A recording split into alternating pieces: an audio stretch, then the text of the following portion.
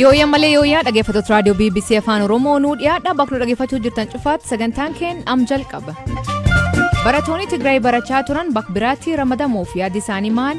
Baatii hedduu waan mana keenya turre teenyee maatii rakkisaa waan jirruuf ammaan tana ripileesmentii jedhamu kan nuuf gammachuudha. Kanaafuu gammachuu natti dhaga'ama. Waldaan Macaafa Qulqulluu Oromoo hundaa'e maalirra ka'e? Macaafni kun abbaan hin qabu kanaatii fi Baayibili Soosaayitiin of danda'e tokko hundaa'ee dhimma macaafa kanarratti hojjechuu qabaa jedhameetu hundeeffame. Dhimma waraana Tigraay deebii gaa kennuu fi iyyuun qophii jiraachuu beesis. We are marking a sad anniversary. Waraana Tigraay gaddisiisaa ta'ee fi erga jalqabee waggaa tokko ta'uuf deemutti dhiyaachaa jirra. Qoqqobbii jalqabuudhaaf haalota barbaachisan qopheessina. Kanaaf oduu dabalataan waliin tura an asli galgaloo. Dhaggeeffattootni oduutiin jalqabanii gamtaan Awurooppaa waraana kaabaa deemaa jiruu fi sarbaa mirgoota namoomaa raawwateef deebii gaa kennuu fi qophii akka ta'an beesis. Bakka bu'aa olaanaa gamtaa Awurooppaa fi taana komishinichaa akka ta'e Joosef Boorel ibsa kennaniin akka waraana Tigraay raawwateef qoqqobbii kaa'uu fi irra hojjechaa akka jiran hima. We are marking a sad anniversary, the first anniversary of the conflict in Tigray. Waraana Tigraay gaddisiisaa ta'ee fi erga jalqabee waggaa tokko ta'uuf deemutti dhiyaachaa jirra. Ergasii Tigraay sarbama mirgoota namoomaa qindaa'aa ta'een dararamaa jirti. Kanaanis gareewwan hidhatan yakka waraanaa fi yakkoota dhala namaaf hin malle akka meeshaatti fayyadamaniiru.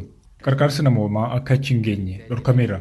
Nutis dhimma kanaaf deebii gaa kennuudhaaf qoqqobbii jalqabuudhaaf haalota barbaachisan qopheessina. Waajjira koos kan akka hojiirra oolchan qajeelfama dabarseera. Gama kaaniin garuu qarqaarsa misoomaa gamtaan Awurooppaa Itoophiyaadhaaf kennu itti fufsiisuu qabna. Komishinar Yuupilaanen fi bakka bu'aa koo gaanfa Afrikaa wajjin ta'uudhaan gara Itoophiyaa deemu. Achi deemuun ergaa gamtaa Awurooppaa ifa ta'e dabarsu. Ergaan keenyas waraana dhaabuu hojiirra oolchuun adeemsa siyaasaa qaamolee hunda hammatee jalqabuu kan jedhudha. Engaging all actors into a constructive political process.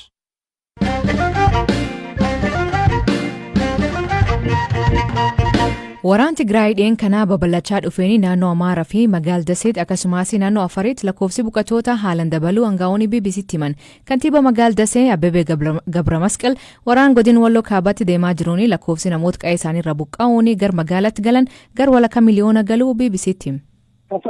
በከፍተኛ ሁኔታ እየጨመረ ነው ከተለያዩ አካባቢዎች lakkoofsi buqqaatotaan baay'ee dabalaa jira naannoo hedduurraa dhufu namoota kunneen dukkaanota manneen kuusaa kadhuunfaaf galma addaa qopheessinee simachaa jirra amma lakkoofsi isaanii gara 500tti tilmaamamuu danda'a dubartootni daa'imman dargaggoonni fi maanguddoonni jiru mootummaa dhaabbilee gargaarsaa fi namoota dhuunfaarraa gargaarsi kennamaafii jira hawaasni naannichaas hanga danda'u gargaaraa jira nageenya magaalaa keenyaa eeguuf dargaggoonni aangawoonnii fi qaamoleen nageenyaa waliin qindoomnee karoora baafannee sa'aatii 24 eegaa jirra keessumaa kanneen magaalittiitti haaraa ta'anii nama shakkisiisan hordofuudhaan kanneen bakka adda addaa dhokatanii seenan to'annoo jala oolchuudhaan tarkaanfiin fudhatamaa jira kanaaf amma magaalittii keessa nageenyi akka itti fufetti jira sochiin daldalaa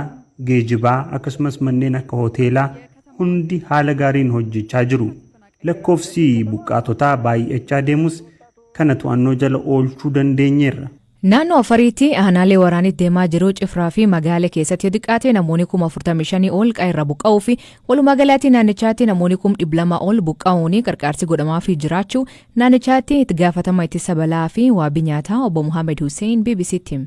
የሰሜን ኢትዮጵያ ግጭት ወይም ጦርነት ከትግራይ ወደ አማራና አፋር ከተስፋፋ በኋላ waraanni kaaba Itoophiyaa keessa ture erga naannoo Tigraay irraa gara naannolee Affaarii fi Amaaraatti babal'atee as naannoo Affaar keessatti aanaan tokko guutummaa guutuutti dirree waraanaa ta'ee ture achi keessaa namoonni 100,000 fi 50,000 ol ta'an qe'ee isaaniirraa buqqa'aniiru amma immoo karaa aanaa Cifraa fi naannoo Magaalee jedhamutti waraana guddaatu jira keessumaa naannaan Cifraa daangaa naannoo Amaaraa kaaba Walloo irratti waan argamuuf lolli achi ture gara kanaatti babal'ateera aanaa Cifraarraa namoonni 35,000 ol qe'ee isaaniirraa buqqa'aniiru dabalataan ammoo aanaa Tigraay waliin kan waldaangeessu Magaalee keessa ammoo namoonni 10,000 ol buqqa'aniiru kanaaf walumaa galatti buqqaatota kanaan dura turan waliin yemmuu ida'amu namoonni 200,000 ol ta'anii kallattiin buqqa'aniiru yookaan ammoo miidhamaniiru.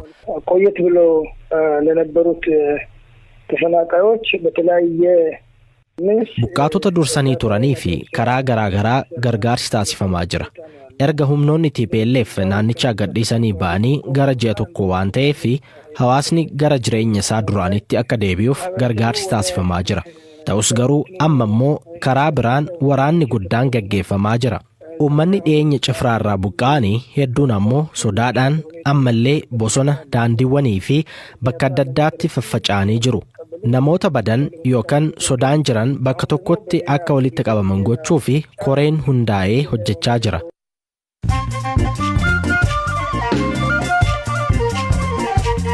Dhaggeeffattoota oduutiin gabaaboo jalqabaanii gartuu yakkamtoota Heetii ergamtoota Wangeelaa lammiilee USF Kanadaa 17 butaman gadhiisuu fi $17 miliyoona gaafatan. Namoonni butaman dhiirota 5, dubartoota 7 fi daa'imman 5. Biyyooti Afrikaa yaaddoo jijjiiramii qilleensaa fidmoo fi $50 biliyoona waggaatti barbaachisaa jedha gabaasii haaraan gamtaan Afrikaa dhumbar kanaatti namoonni miliyoona 120 lola gogiinsa qeerra buqqa'uu fi hamaanii miidhamuu akeekachiisa. Addunyaa keessatti gaaziiwwan namoonni uumanii qilleensi naannoo akka godhu harka 100 keessaa 4 qofa akka gadhiiftu Afrikaan ardikamuu irroowaa jirti. Komaandaan waraana Uganda Jeneraal Muhooziin biyyattiin konkolaataa waraanaa jalqabaan oomishuu beeksise. Konkolaatonni kun guutummaa guututti biyyattiitti oomishamee ka jedhu suuraalee isaa Twitter irratti barreesse. Konkolaatota maqaan qeerramsitti moggaafamu kuniin abbaa isaa Pireezidaantii Yoweri Museveniitti mirkaneesse.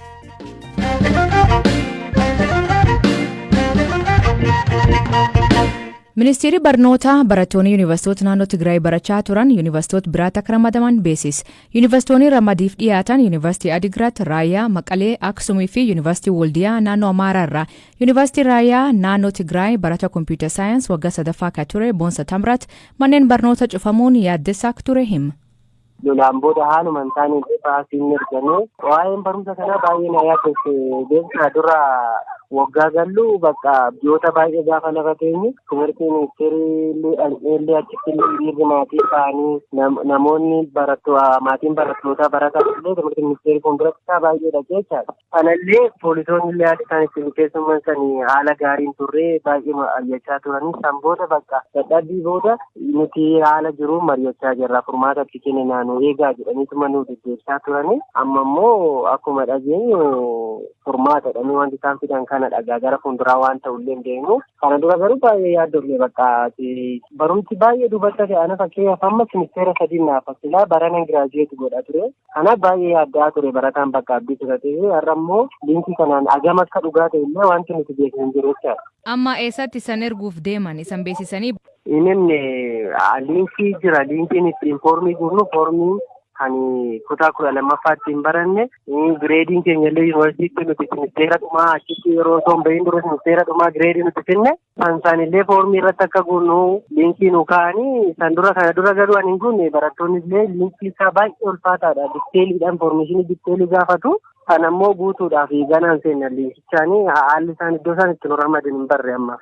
Guyyaa gammisanii kennan akka isanii foomii kan guutanii ergitaniif. Foormiin kan kenname har'i guyyaa 9 guyyaa irraa kaasee haga gaafa 12 guyyaa 3 kennanii jechaadha. Saniin booda kan jiruu fi haala jiruun itti deema jedhanii ifa godhanii dubbatan hin jiru barattoonni immoo gara lixaa kana wallaggaa garaa iddoon namaan kenne jiran jiru. Baay'een isaanillee naa bilbilanii baay'ee na haasofsiisaa turanii haalli beekamne kan jiru kana guyyaa 3 kana gidduutti sanillee argatee guutuu dhiisuus baay'ee jira haalli isaa rakkisaadha. Anaafillee iddoon isaa mijate yeroo tokko baay'ee jira kan iddoon mijanne jiranii egaa walumaan laalanneeti yoo isa booda immoo furmaata waan itti kennan ta'e. Galatoon Boonsaa. Ayyee singola galatooma. Barataan biraa falmata abdii guyyaan foomii guutuuf kennamee xiqqaatullee furmaanni kun argamuun waan guddaa ta'uu hima. Amma galgala kanaan guutuu ijoolleen taa'aa jiran kun hin xumurre. Boruufis taanee hafe guyyaa 2 jechuudha. Guyyaa 3 kannaan isaan. Garuu guyyaa 3 kun amma ijoolleen baadiyyaa jirtus jiru. Kan neetworkiin isaanii hin daleeynees ni jira.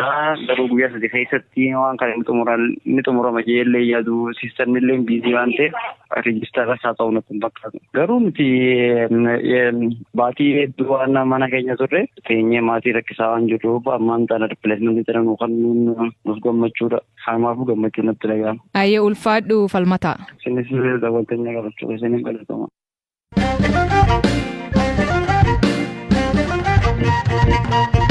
Waldaan Macaafa Qulqulluu Oromoo waldaa Macaafa Qulqulluu Itoophiyaa irraa adda bahuunii hundaa'ee hojii jalqabuu beeksise. Barreessaan olaanaa waldichaa obbo Abdii Waaqtolaa waldaan kun bara dabree hojii caamsaa keessa hundaa'ee BBC'tti hima.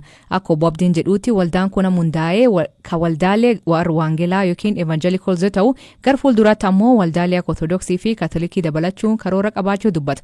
Waayilee Keeliyaas Mulugeetaa waldaan kun hundeeffamuun maaliif barbaachisee jedhee gaafate.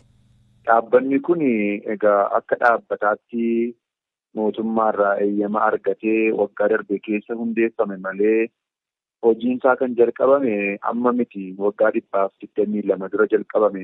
Dhaabbata kana kan jalqabe abbaa keenya Onesimoos Nasiibii yookiin abbaa gammachiisidha. Bara 1899tti macaafa qulqulluu kana afaan Oromootti yeroo hiiketu hojiinsaa jalqabame. Macaafni qulqulluu kun kan afaan Oromootiinis ta'e afaanota garaagaraatiin dhaabbata yookaan immoo waldaa sana jalatti akka maxxanfamuun quba qabaa. Kan afaan Oromoo kophaatti hundeessuun maaliif barbaachise?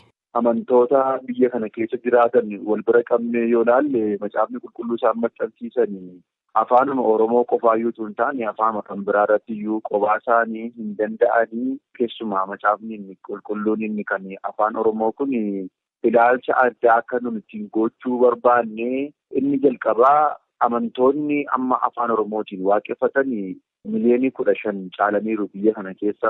Waggoottan 20 darban kana keessa yoo ilaalle garuu macaafni qulqulluun karaa isaanii maxxanfame miliyoonii 1 illee kan hin guunnedha. Kun kan nuti natti agarsiisu waldaan macaafa qulqulluu Itoophiyaa kuni amantoota Oromoo yookiin amantoota afaan Oromootiin waaqeffatan kana fedhii isaanii guutuudhaatii fi hin danda'anii kan jedhutu bira geenye.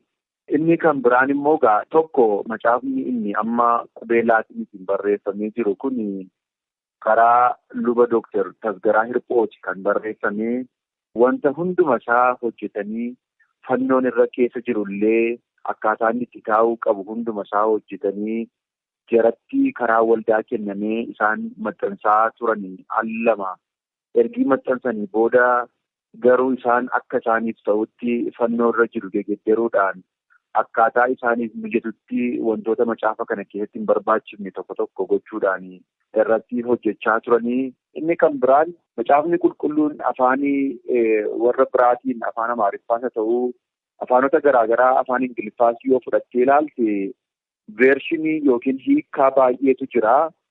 Kan afaan Oromoo inni kan keenyaa garuu tokkittiidhuma isa lubni Tasgaraan qofti hojjetanidha kan jiru.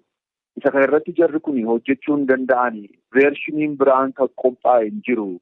Akka fakkeenyaatti yoo ilaalle macaafni lubni Tasgaraan fa'aa qopheessanii namootuma naannoo tokko jiraataniitu qophaa'e. Kanaatiifi Oromoon naannoo biraa jiru fakkeenyaaf Oromoon naannoo Booranaa jiru, Oromoon naannoo Gujii jiru, kan Arsiif Baalee jiru macaafa kanatti akka ofiisaatii barbaadutti itti fayyadamuu hin danda'u. Sababni isaa macaafni barreeffame sun woordiin yookiin jechoonni tokko kan safuu ta'an sababii jiraniitii fi isaaniitiif akka ta'utti mijatee macaafni qophaa'e illee hin jiru waan ta'eetiif inni afaan Oromoo kun garuu tokko duwwaadha waan ta'eetiif macaafni kun abbaan hin qabu. Macaafni kun nama dhimmee irratti hojjetu hin qabu. Kanaatiif Bible Society of Dandee tokko hundaa'ee dhimma macaafa kanarratti hojjechuu qabaa jedhameetu hundeeffame. Obbo Abdii Waaqtolaanii galatoom jenna. Dhaggeeffattootteen sagantaan irraa ganuma waliin turuu keessaniif ulfaadheessaniin jenna. Mammaasii galgala kanaa namiyyeessaa'uu mangoonettu hiyyeessumata qaqqabata. Hiikaan isa san biraatti maani kooment keessatti nu beeksisa. Sagantaa kan qopheesse Eeliyaas Mulugeetaa gam teknikaatiin Mubaarak Abdallah keessaniif dhiyeess an asli galgalooti. Agborii saatii akkana nagaa waaqa kee bulaa oraa bulaa deebanaa hangafamaan dhan bulaa.